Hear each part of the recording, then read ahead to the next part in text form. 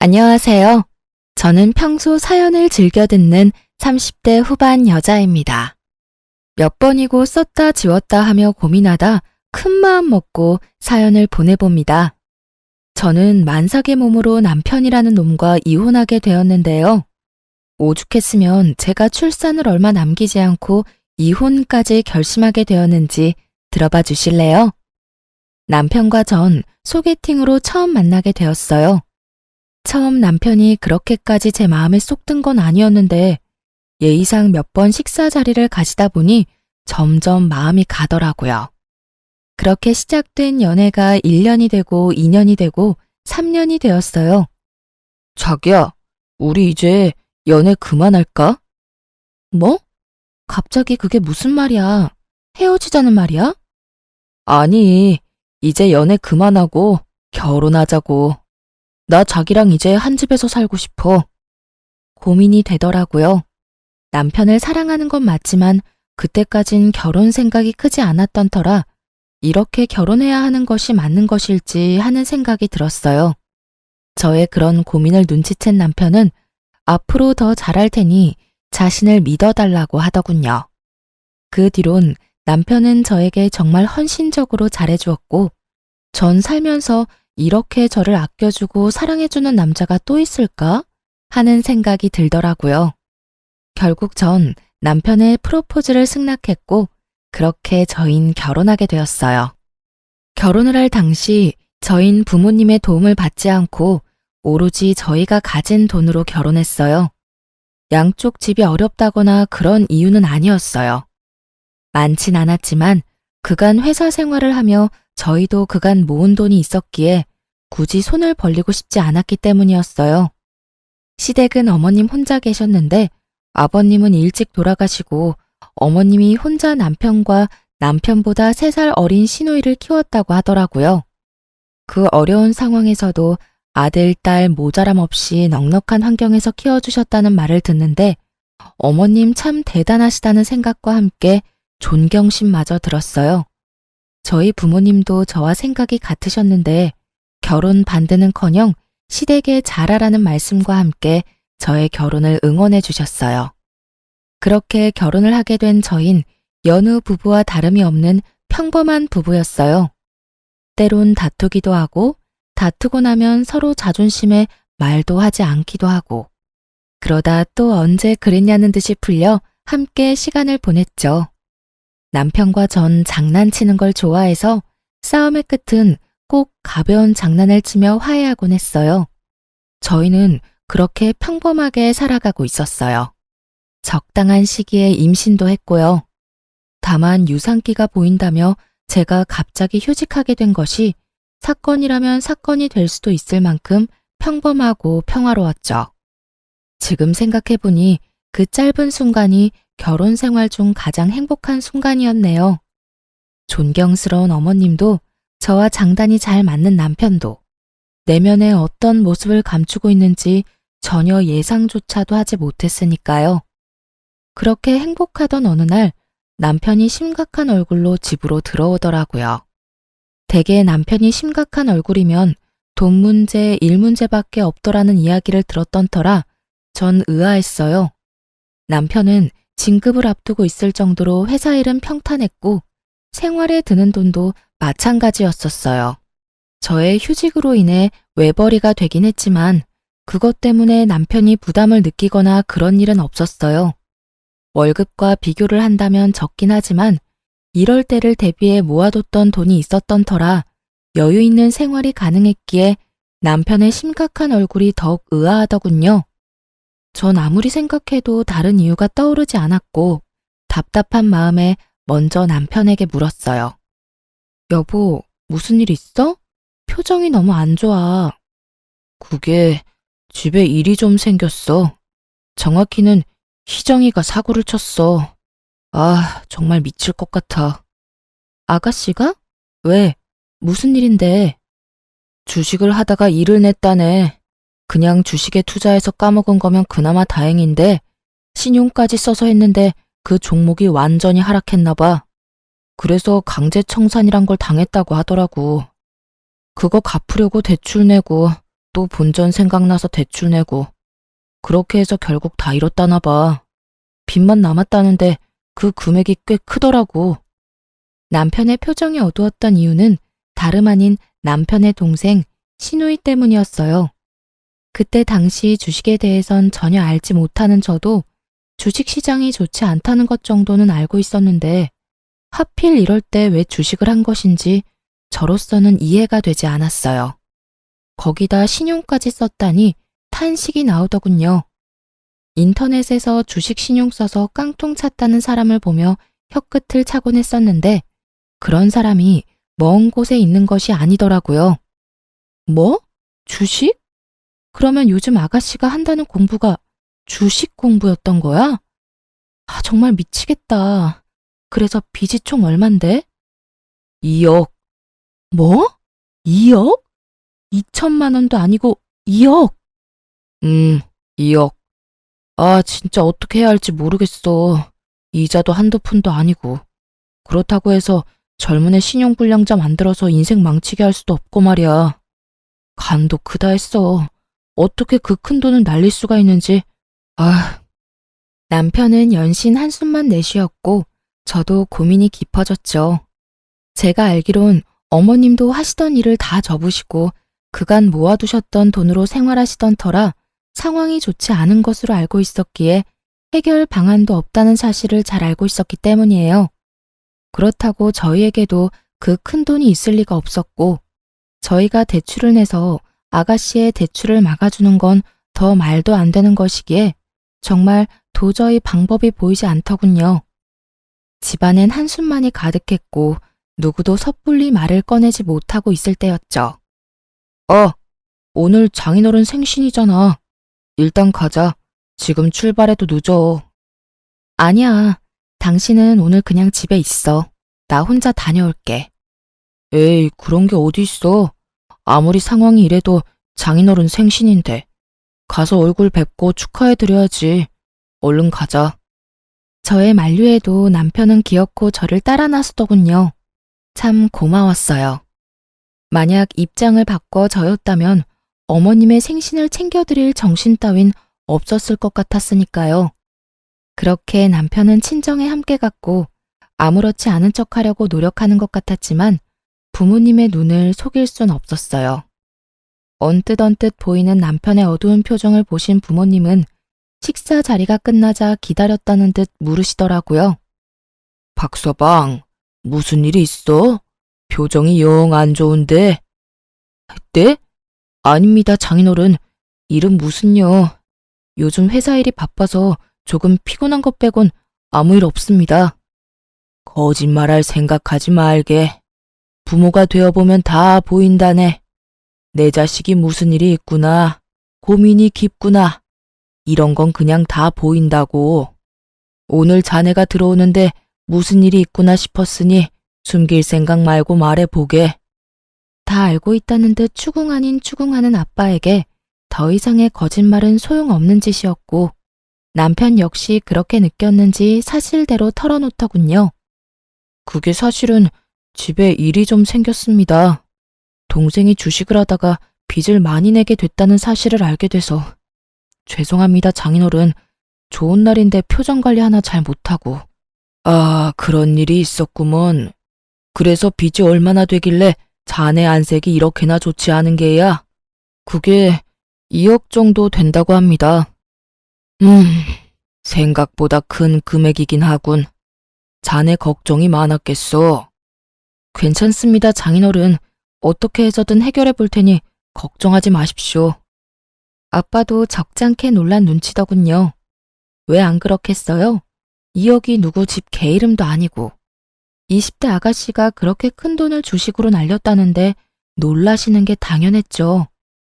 그렇게 한참을 고민에 빠져 계시던 아빠는 방으로 들어가시더니 종이와 펜을 들고 다시 저희 앞에 앉으시더라고요. 일단 돈은 내가 마련해 줄 테니 급한 불부터 끄세. 아닙니다. 금액이 너무 크기도 하고 제가 무슨 염치로. 제가 알아서 해보겠습니다. 말씀만으로도 너무 감사합니다, 장인어른. 자네 말대로 그 큰 금액을 자네가 무슨 수로 마련한단 말인가? 이럴 땐 그냥 감사합니다 하고 받는 걸세. 염치가 밥 먹여준다나? 돈이라도 만들어준다나?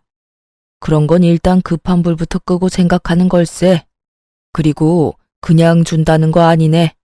여기 이 종이에 차용증 쓰게. 달마다 조금씩 갚아 나가게. 그게 그래도 제가 염치가 너무 없습니다. 얼른 적게. 늙으니 팔 떨어지겠네. 장인어른, 너무 감사합니다. 정말 감사합니다. 정말 이 은혜 잊지 않겠습니다. 마음고생이 심했는지 남편은 울더라고요. 이건 아니라는 생각도 들긴 했지만 차용증도 이미 썼고 재빠른 아빠가 이미 입금도 완료했던 상황이었기에 제가 나서서 뭘 어떻게 할 수 없는 상황이더군요. 상황도 그랬지만 재차 감사하다며 우는 남편을 보니 안쓰럽기도 해 괜히 입대지 말고 남편을 믿어보기로 했어요. 남편은 제 걱정과는 달리 성실히 변제를 해나가더군요. 저에게도 더 잘해주고요. 주말엔 꼭 저를 데리고 친정으로 가 시간을 보내주고 임산부의 특권인 새벽에 뜬금없는 음식 찾기도 마음껏 누리게 해주었어요. 여보, 왜 그러고 있어? 그게 나 냉면이 너무 먹고 싶어. 그 냉면 안에 들어있는 무절임 김치를 너무 먹고 싶어. 그거에 갈비 싸 먹으면 너무 맛있을 것 같아. 어이구, 그런 거면 진작 날 깨웠어야지. 당신 내일 출근도 해야 하는데 어떻게 깨워? 그래도 깨워. 괜찮아. 임신했을 때 먹고 싶은 거 못 먹으면 미운아가 나온다고 그러더라. 그러니까 먹고 싶은 거 있으면 내가 밤 꼴딱 새우고 겨우 눈 붙인 상황이라도 무조건 깨워. 알겠지? 고마워. 그러면서 밝게 웃는 얼굴로 냉면과 갈비를 구하러 나가는 남편의 뒷모습을 보는데 눈물이 다 날 정도로 참 행복하더군요. 마음 편히 잘 먹고 잘 지낸 덕에 아기는 저의 뱃속에서 무럭무럭 잘 자라주었고 안정기를 지나 만삭이 되었어요. 그렇게 5개월이 지났고 전 출산을 앞두고 있었습니다. 출산 경험이 있으신 분들이면 다들 아시다시피 그맘때쯤엔 다들 출산 가방을 몇 번씩 쌌다가 풀었다가 하시잖아요. 저도 마찬가지였어요. 여기저기 검색을 해보고 필요하다 싶은 물건을 고르고 골라 가방을 싸고 있었죠. 현관문 열리는 소리에 시계를 보니 벌써 남편 퇴근 시간이 되었더라고요. 저는 아차 하는 마음에 현관으로 달려나가 남편을 맞이했고 저를 바라보는 남편의 얼굴은 어두웠어요. 전 불안했어요. 남편의 표정이. 딱 아가씨가 돈 사고를 쳤을 때와 똑같았기 때문이었죠. 전 불안감을 애써 감추며 남편에게 물었어요. 여보, 또 무슨 일 있는 거지? 아, 정말 미치겠다. 긴 한숨을 내쉬던 남편은 아무런 기력도 남아있지 않는 듯 소파에 기어가듯 걸어가 몸을 기대더군요. 이거 진짜 큰일이구나 싶더군요. 심상치 않은 일이 또 일어났음을 직감적으로 느낄 수가 있었어요. 전 남편의 입으로 나올 말이 겁이 나 차마 아무 말도 하지 못하고 있었고 상황이 답답한지 남편이 먼저 입을 떼더라고요. 아, 희정이가 이번엔 비트코인을 했대. 주식도 중독성이 강하다고 하더니 결국 또 사고를 쳤어. 애초에 그 2억을 해주면 안 되는 거였나 봐. 한번 갚아줬더니 애가 그래도 된다고 생각하는 걸까? 아님 돈이 돈 같지 않게 느껴지는 걸까? 아, 내 핏줄이지만 이해가 안 된다 정말. 기가 막히더군요. 그 큰 돈을 해결해 준 지 1년도 되지 않았는데 또 똑같은 짓으로 빚을 졌다니. 염치가 없어도 어쩜 그렇게도 없을 수가 없는지. 그래도 남편의 가족이니 남편 앞에선 심한 욕도 하지 못하고 답답해서 미칠 지경이더라고요. 전 끓어오르는 화를 겨우 누른 채 물었어요. 그래서 이번엔 또 얼만데? 또 억 단위야?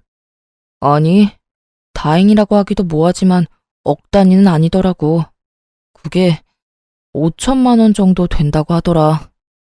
5천만 원이나 돼? 엄마는 그냥 나가 죽으라 그러고 희정이는 한 번만 더 살려달라고 두 번 다신 그런 일 없을 거라고 그러는데 내가 진짜 미치겠더라니까. 아무것도 못하게 손을 묶어놓을 수도 없는 노릇이고 어떻게 해야 할지 모르겠어. 내가 진짜 이런 말까지 하고 싶지 않았는데 아가씨 진짜 해도 해도 너무한다. 어머님도 그렇고 당신도 그렇고 힘든 거 뻔히 알면서 왜 그러신데 도대체? 그러게. 그래서 말인데 나 한동안 장인어른한테 드리는 돈 못 드릴 것 같은데 어쩌지? 우리 아빠 돈은 왜? 설마 아니지? 당신 또 아가씨한테 돈 해줄 거 아니지? 저의 다급한 물음에 남편은 고개를 떨구며 다 기어들어가는 목소리로 답하더군요. 그러면 어쩌겠어. 신불자 되지 말라고 2억은 갚아주고 5천 못 갚아줘서 신불자 만들 순 없잖아. 일단 일부분 먼저 갚아주고 나머지는 달마다 되는 대로 해결해 주려고. 이쯤 되니 도저히 참을 수가 없더라고요. 동생이 진 빚 때문에 처가의 돈을 빌려놓고선 또 동생이 진 빚 때문에 처가 돈을 한동안 못 갚겠다니요. 이 무슨 말도 안 되는 상황인가요? 그리고 오빠가 무슨 동네 호구도 아니고 동생이 사고 칠 때마다 도와주면 저와 아기는 어떻게 하나요? 전 입에 개거품을 물 기세로 남편에게 따져 물었어요. 당신 진짜 미쳤어? 우리도 이제 곧 새 가족이 생기는데 아가씨 도와줄 돈이 어디 있어. 그리고 아가씨 도와준다고 아빠한테 빌린 돈을 안 갚는다는 게 말이 돼? 안 갚는다는 게 아니라 한동안은 못 드리겠지만 급한 돈만 마무리되고 나면 다시 갚아 나갈 거야. 그러니까 당신이 말 좀 잘해주면 안 될까? 응, 안 돼. 절대 안 돼. 아가씨를 돕든 어머니를 돕든 그건 당신 마음이지만 무슨 일이 있어도 우리 아빠 돈은 빼먹지 말고 갚아. 난 분명하게 말했다. 아, 알겠어. 남편은 서운한 티를 팍팍 냈지만 전 양보할 수 없었어요. 드리던 돈을 줄인다고 해도 될까 말까 하는 상황에 한동안 못 드린다는 말은 앞으로도 드리지 않겠다는 말로 들렸기에 더욱 양보할 수가 없더군요. 이때 이혼을 했었더라면 그 더러운 꼴은 보지 않아도 됐을 텐데. 이때까지 저는 남편을 사랑했고 다른 문제도 아닌 아가씨 돈 문제 때문에 이혼할 생각은 없었기에 이 고비만 잘 넘기면 다시 평화가 찾아올 거라 믿어 의심치 않았어요. 하지만 제가 바라고 기대하던 그 평화는 찾아오지 않았어요. 다른 방법을 찾아보겠다고 한 남편은 결국 방법을 찾지 못했는지 아빠에게 돈을 드리지 않았더군요. 이 사실을 알게 된 과정도 참 기가 막혔어요. 전 아무래도 남편에게 너무 냉정하게 말을 한 것 같아 제가 가지고 있던 돈이라도 좀 보태주려고 돈을 보내드렸냐고 물었어요. 여보, 오늘 그날이잖아. 아빠한테 입금해줬어? 어? 당연하지. 겨우겨우 맞춰서 입금해드렸어. 걱정하지 마. 그래? 알겠어. 아가씨 일은 어떻게 할지 같이 잘 생각해보자. 알겠어. 남편의 적잖게 당황하는 모습과 대화를 피하는 모습이 수상하더라고요. 그래서 전 남편이 출근하고 난 뒤 엄마에게 전화를 걸었고 엄마에게서 입금이 되지 않았다는 말을 듣게 되었던 것이었어요. 더는 남편과 해결할 문제가 아니라는 생각이 들었고 바로 시댁으로 찾아갔어요. 시댁은 주택이었는데 무슨 일인지 대문이 열려 있길래 벨을 누르지 않고 그냥 들어갔고 마당에서 현관으로 걸어가는데 현관도 열린 것인지 집안의 대화 소리가 들리더군요. 대화의 주인공은 어머님과 시누이였는데 두 사람은 싸우고 있는 듯 했어요. 언성은 높았고 그 높고 큰 목소리 덕분에 두 사람의 대화가 더욱 잘 들렸어요. 엄마, 그냥 엄마가 돈 좀 해줘. 나 진짜 다시는 돈 사고 안 친다니까. 진짜 앞으로는 절대 이런 일 없을 거야. 그러니까 나 한 번만 좀 살려줘. 이거 사. 엄마가 돈이 어디 있어? 요즘 엄마도 일 다 접고 집에서 쉬는 거 알아 몰라? 없긴 왜 없어? 이 집 있잖아. 이게 진짜 미쳤나 봐. 달랑 하나 남은 집으로 네 빚이나 갚아달라는 말이야? 딱 5천만 원만 해주면 되잖아. 집 담보 대출 받아서 좀 해결해줘. 너 진짜 미쳤어? 엄마는 딸보다 이딴 집이 더 중요해? 나 진짜 이러다 신용불량자 된다고. 하나뿐인 딸이 신용불량자 되면 엄마는 좋을 것 같아? 상견례 때부터 철이 없다 싶더니 신우이의 뻔뻔한 말을 듣고 있자니 저 미친 딸을 살려둔 어머님이 대단하다는 생각마저 들더군요. 아무래도 오늘은 날이 아닌 것 같아 돌아서는 순간 어머님의 대답이 제 발길을 멈추게 했어요. 기다려봐 이거사. 네 오빠가 처가에서 또 돈 받아온다고 했으니까. 2억도 해줬는데 그깟 5천 못 해주겠어? 그 말을 어떻게 믿어? 그러다가 새언니가 알게 되면 어떡해. 이번엔 네 새언니 모르게 혼자 가서 받아온다고 했으니까 일단 기다려보자. 어찌됐든 이 집은 절대로 못 건드리니까 그런 줄 알아. 이건 엄마 노후 자금이라고. 만약에 또 빌려온다 쳐. 그 돈을 또 언제 다 갚아.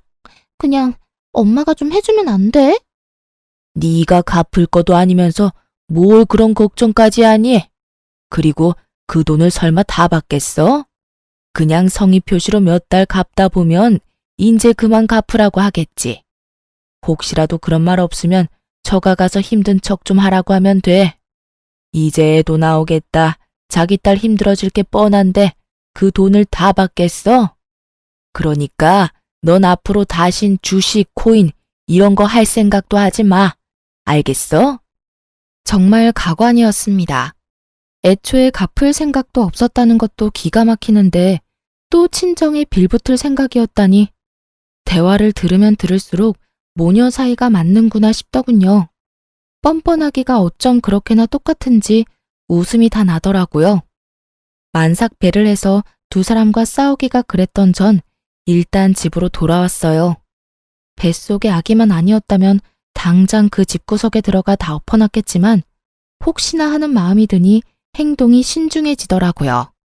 남편도 어머님과 같은 생각인지 궁금했고 일단 상황을 지켜보기로 했죠. 집으로 돌아온 저는 다시 생각에 빠져들었고 다시 생각해도 기가 막히더군요. 어떤 뇌구조를 가지고 있으면 저런 해결책을 찾을 수가 있는 건지. 아니, 애초에 그것이 해결책이라곤 할 순 있는 건가요? 그건 그냥 떠넘기는 거 아닌가요? 그것도 사돈한테 말이죠. 심지어 어머님이 대출된다는 사실도 놀라웠어요. 처음 신우이가 돈 사고를 쳤을 당시 입만 떼면 요즘 힘들다고 하는 어머님을 보며 상황이 아주 좋지 않아 대출이 불가능하다고 생각했는데 애초에 어머님은 대출할 생각도 없었다는 사실을 알게 되자 더욱 그 뇌구조가 궁금하더군요. 지금 일어나는 모든 상황 자체가 상식적이지 않았고 이 상식적이지 않은 상황을 정리해야만 하겠더라고요. 일단 남편이 어디까지 알고 있는 것인지가 중요했어요. 정황상 남편도 어머님과 한통속인 듯 했지만 혹시 모르는 만일이라는 것도 있기에 확실히 남편의 의중을 확인했어야 했죠. 정확히 확인해야만 남편과 이혼할지 아니면 시댁과의 연만 끊을지 결정되는 문제이기에 신중해야 했습니다. 무엇보다 뱃속에 아기도 있으니 더욱 신중에 신중을 더해야 했어요. 제가 생각에 빠져있는 사이 남편은 퇴근하고 돌아왔고 전 남편에게 아무것도 모르는 척 물어봤어요. 여보, 내가 혹시 몰라서 엄마한테 물어봤는데 요즘 우리 친정도 힘들다네? 생활비도 모자라는 상황인가 봐. 그래서 하는 말인데 어머님 지금 사는 집도 작아잖아. 거기 담보대출 받는 건 어때? 그 정도 집이면 5천 정도는 그냥 나오지 않아? 제 말에 남편은 눈에 보이게 움찔하더군요. 그 모습만으로도 남편의 의중을 알기에 부족함이 없었고 그 뒤로 남편의 입에서 흘러나오는 말들은 더욱 저에게 확신을 심어주었습니다. 그게 그 집은 엄마 노후 자금인데 건드리기가 좀 그렇잖아. 우리도 이제 아기 태어나고 나면 더 도와드리기 힘들 테고. 나중 생각하면 그 집은 건드리면 안 되겠다 싶더라고. 입을 확 찢어버리고 싶은 마음을 겨우 누르고선 남편에게 따지듯 되물었어요. 그게 말이 돼? 당신한테 빌려준 2억도 우리 아빠 엄마 노후 자금이었어. 그 돈은 받아가서 갚지도 못하고 있는데 어머님 집은 노후 자금이라서 안 된다. 그런 논리가 도대체 어디 있어? 심지어 아가씨 일이잖아. 우리 엄마 아빤 자기 자식도 아닌 아가씨 빚 갚는다고 노후 자금 다 내놓은 판국에 일이 또 이렇게 됐으면 당연히 어머님이 나서야 할 때 아니야? 아니, 늦어도 한참 늦으셨지. 사실 2억도 우리 부모님이 아니라 어머님이 해주셨어야 했어. 내 말이 틀려? 최대한 언성은 높이지 않으려고 노력했는데 말하다 보니 저도 모르게 점점 언성이 높아지더라고요. 그런 제 모습이 남편도 거슬렸는지 급발진하며 막말을 쏟아내기 시작하더군요. 당신 지금 그까지 돈 좀 당신 친정에서 받아왔다고 유세 떨어? 그까지 푼 돈으로 유세 좀 떨지 마. 보고 있기 역겨우니까. 뭐라고? 역겹다니. 당신 어떻게 나한테 그런 말을 할 수가 있어? 당신 지금 완전히 다른 사람 같은 거 알아? 당신이 날 이렇게 만들잖아. 그리고 자꾸 이런 식으로 굴면 앞으로 절대 그 돈 안 갚을 수가 있으니까 알아서 해. 알겠어? 당신 진짜 웃긴다. 돈 빌려갈 땐 고맙다고 눈물까지 흘리면서 그 은혜 잊지 않는다고 하더니 이게 은혜 잊지 않겠다던 사람이 할 태도야? 돈을 안 갚는다고? 그걸 지금 말이라고 해? 그럼 말이지 방귀야? 임신했다고 오냐오냐 했더니 남편 무서운 줄 모르고 뭐? 논리? 어디서 논리를 운운하고 있어?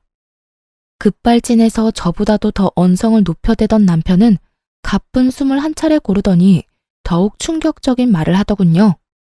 당신 배불러서 이혼당하고 싶지 않으면 알아서 잘해. 무슨 말인지 알지? 이번에도 친정에서 5천만 원 받아오란 이 말이야. 생활비가 없든 노후 자금이 없든 난 모르겠고 무슨 일이 있어도 5천 만들어서 가지고 와. 알겠어? 그러게 좋게 대해줄 때 알아서 길 것이지 꼭 사람을 나쁘게 만들고 있어. 멍하더군요. 제가 들은 말이 진짜 현실이 맞는 것인지, 이 말들이 진짜 내 남편의 입에서 나온 말이 맞는 것인지, 한참을 멍하게 그 자리에 서 있었고 정신을 차려보니 남편 놈은 거실 욕실에서 씻고 있더라고요. 참 가당치도 않았어요. 시댁 인간들이 그따위 내구조를 가지고 있을 때 알아봤어야 했는데 남편 놈도 그 인간들이 별반 다르지 않은 인간이더라고요. 하긴 그 핏줄이 어디 가겠어요? 그 와중에 입고 출근했던 양복은 욕실 앞에 뱀 허물과 다름이 없는 꼴로 벗어났는데 전 저도 모르게 몸부터 움직여 그 양복을 집어들었어요. 치워야겠다는 이런 생각 따윈 없었는데 왜 그 양복을 집어든 것인지 아직도 모르겠지만 어찌되었든 전 양복 상의를 집어들었고 그 순간 상의 주머니에서 종이가 떨어지더라고요. 떨어진 종이는 다름 아닌 차용증이었어요. 분명 친정에 있어야 하는 차용증인데 왜 남편 옷에서 나오는 것인지 그 이유는 전화 한 통으로 가뿐히 알 수 있었어요. 여보세요?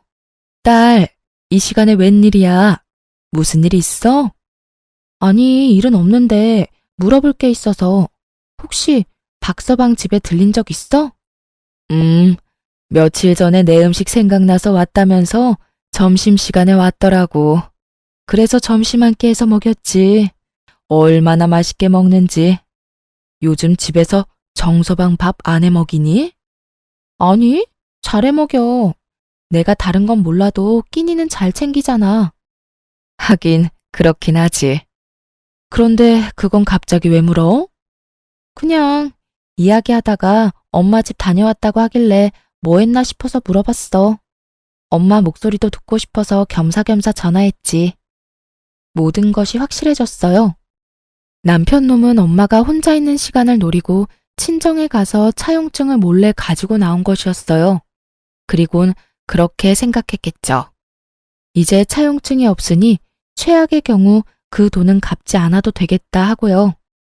뭘 믿고 저렇게도 당당하나 싶었더니 믿는 구석이 고작 차용증이라니. 굴린다고 굴린 머리가 이리도 멍청하다는 사실이 놀랍기까지 했어요. 놀라우면서도 이런 남자를 믿고 결혼하고 임신까지 한 저 자신이 다 한심스러워지더라고요. 남편의 구역질 나는 의중도 잘 알았겠다. 전 더는 망설일 필요가 없었어요. 남편은 제가 만삭이고 곧 아기도 태어날 것이니 아기를 생각해 이혼은 할 수 없어 돈은 마련해 오겠지 하고 생각한 모양인데 절 몰라도 한참 몰랐네요. 전 태어날 아기를 위해서도 이 인간 같지도 않은 기생충 같은 놈과 살 생각이 전혀 없었어요. 그렇게 전 이혼을 위한 준비를 차곡차곡 해나갔습니다. 이혼 전문 변호사를 만나 상담도 하고 부모님께 이혼할 것이라는 말씀도 드렸어요. 처음에는 많이 놀라셨지만 충분히 상황을 설명해드리니 두 분 다 하루라도 빨리 이혼하라고 해주시며 아기는 걱정하지 말라는 말씀까지 해주시더라고요. 그렇게 모든 준비를 마친 전 남편 퇴근 시간에 맞춰 부모님께 집으로 와달라고 부탁을 드렸어요. 제가 모르는 남편의 또 다른 거친 모습이 있을 수도 있기에 혹시나 하는 마음으로 부탁을 드린 것이었죠. 부모님은 흔쾌히 집으로 오셨고 전 안방에서 조금만 계셔달라고 부탁을 드렸어요. 아빠가 화가 많이 난 상태였는데 제가 일단 조금만 기다려달라고 하니 애써 화를 누르셨어요. 그렇게 모든 준비는 끝났고 이제 남편 놈만 기다렸죠. 30분쯤 지났을까요? 아무것도 모르는 남편이 집으로 들어오더라고요. 신발을 벗고 거실에 들어서는 남편 앞을 막고 차용증을 내밀며 물었어요. 이게 왜 당신 손에 있어? 또 무얼 가지고 시비질이냐는 듯 잔뜩 찌푸린 남편의 표정은 순식간에 아연실색이 되더군요.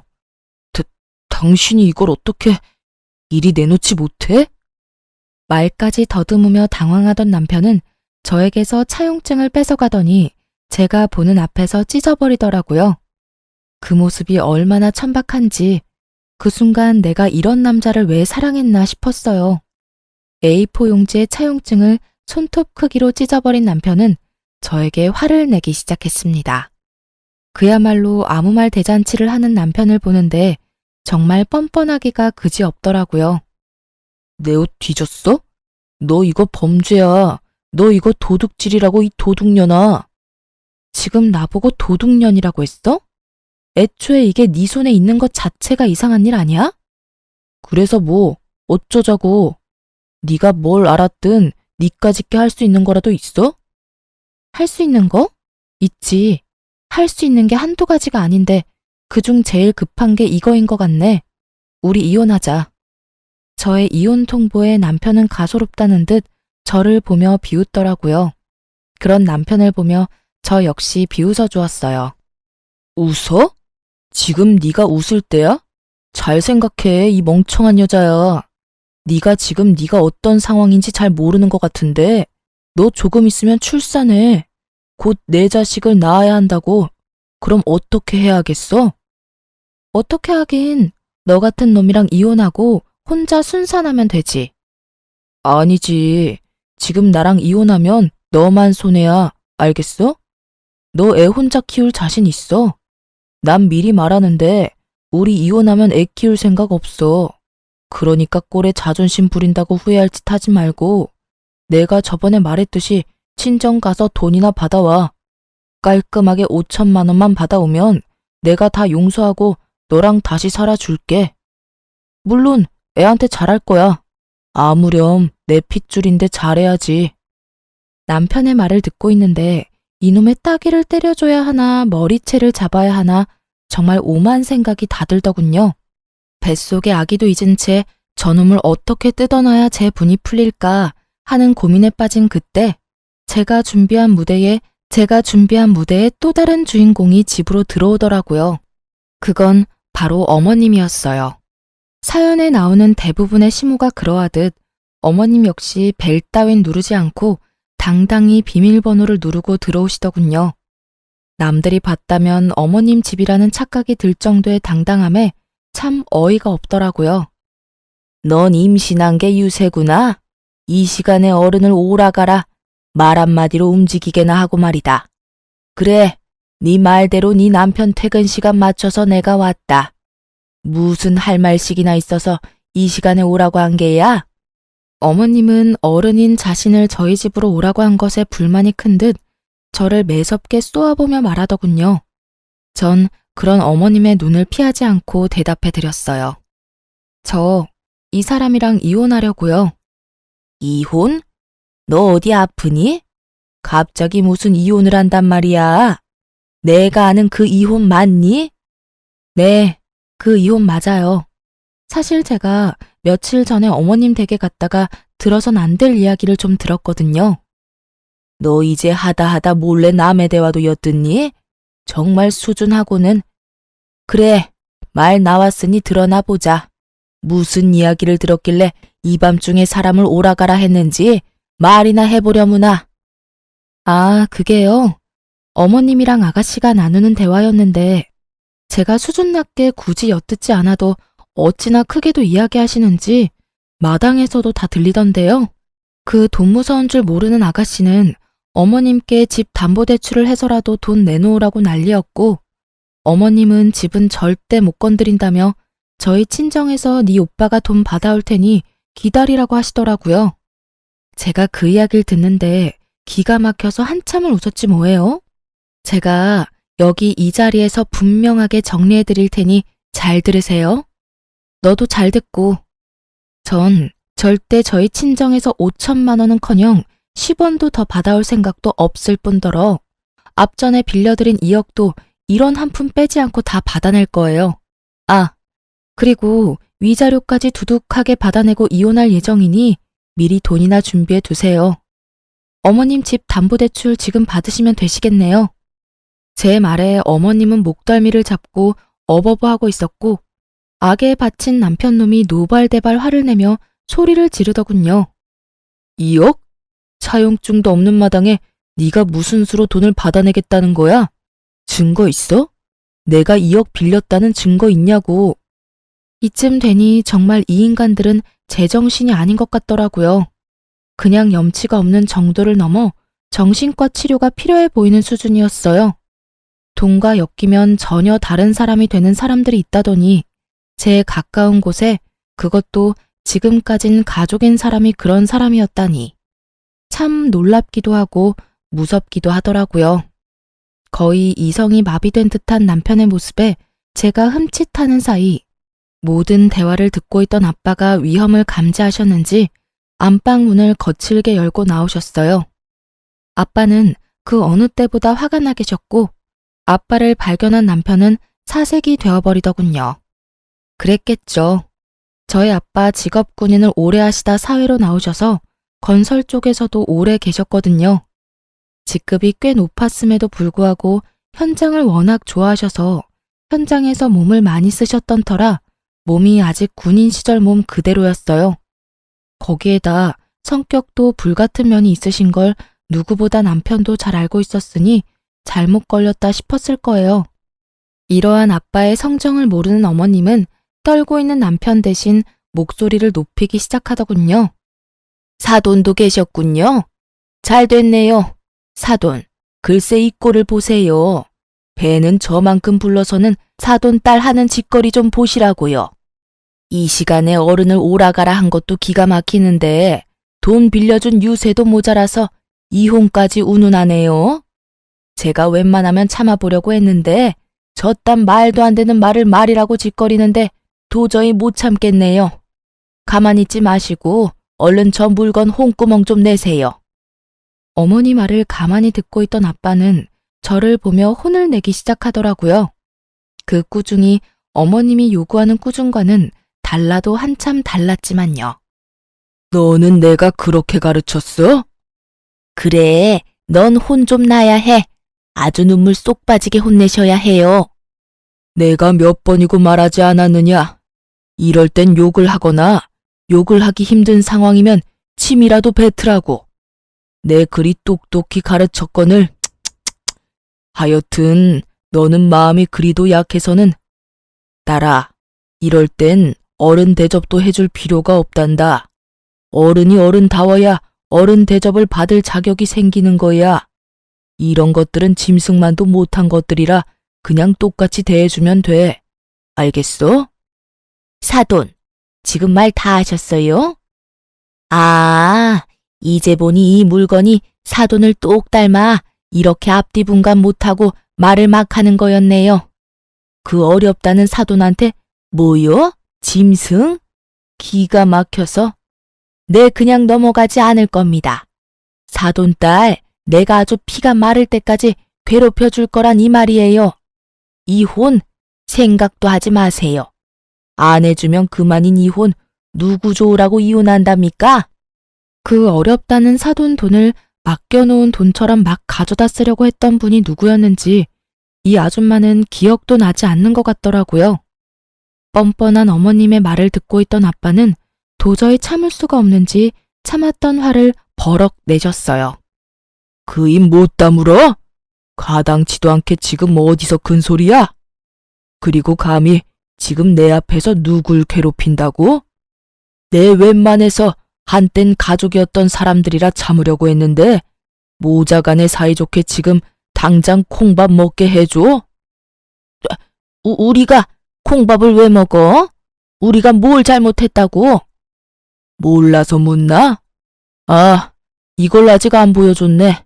그러니 그렇게 목소리가 크지. 우선 이거부터 보고 다시 이야기라는 것을 해볼까?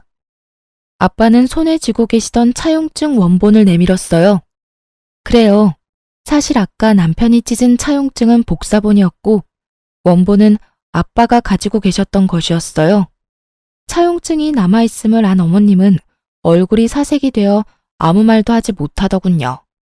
그런 어머님을 보며 아빠는 긴 숨을 내쉬며 흥분을 가라앉히고 그래도 최대한 예의를 갖추고 말하려고 노력하시더라고요. 내가 이런 날이 올 줄 알고 그랬던 건 아니었는데 혹시나 하는 마음에 바로 공증이라는 걸 받아놨어요. 그리고 굳이 이 차용증이 아니더라도 입금 내역이 고스란히 남아있는데 어찌 그리 않지 앞도 모르고 그렇게 행동할 수 있는 것인지.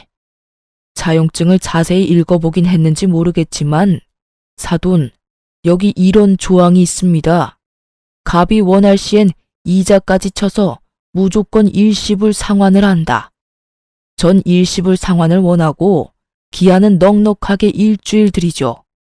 들어보니 집 담보대출 가능하다고 하던데 서류만 잘 갖추면 하루만 해도 대출은 가능하니 제법 여유로우실 겁니다.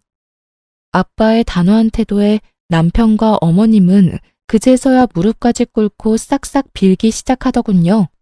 닭똥 같은 눈물까지 흘리면서요. 아이고, 사돈, 이러는 법이 어디 있습니까? 갑자기 그 큰 돈을 어디서 구한다는 말입니까? 네, 장인어른, 그렇게 큰 돈 저희 집에선 나올 구멍이 없습니다. 제가 오죽하면 처가에 손을 벌렸겠습니까? 제발 한 번만 용서해 주십시오. 담보대출 받으라고 방금 말하지 않았나? 내 알아보니 그 집 담보로 대출 받으면 돈 갚고도 충분히 남아서 위자료 줄 돈도 되더군. 그러니 무조건 일주일 내로 갚아. 사돈, 그 집은 제 하나 남은 재산입니다. 제 노후 자금이라고요. 그 집까지 손대면 제 노후는 어떻게 한답니까? 그러지 말고 한 번만 더 도와주세요. 이제부턴 다달이 빠지지 않고 이 녀석이 갚아나갈 겁니다. 너 잘 갚을 수 있지? 맞습니다, 장인어른. 제가 돈이 급해서 정신이 잠시 나갔었나 봅니다. 이미 베풀어 주신 은혜가 큰데 그걸 잊고 이딴 짓이나 하다니. 저 정말 많이 반성하고 있습니다. 딱 한 번만 더 기회를 주시면 안 되겠습니까? 정 마음이 풀리지 않으신다면 손주 생각해서 한 번만 더 기회를 주십시오. 듣고 있기도 힘들었던 저는 이때껏 이 모든 상황을 녹음하고 있던 휴대전화를 보여주며 말했어요. 지금 와서 이래봤자 아무 소용이 없어. 지금까지 모든 상황 녹음 다 해놨거든? 이 녹음 파일도 변호사분 드릴 거니까 그런 줄 알고 미리미리 위자료 준비해놔. 여보, 제발 이러지 마. 당신마저 이러면 난 어떡해 해.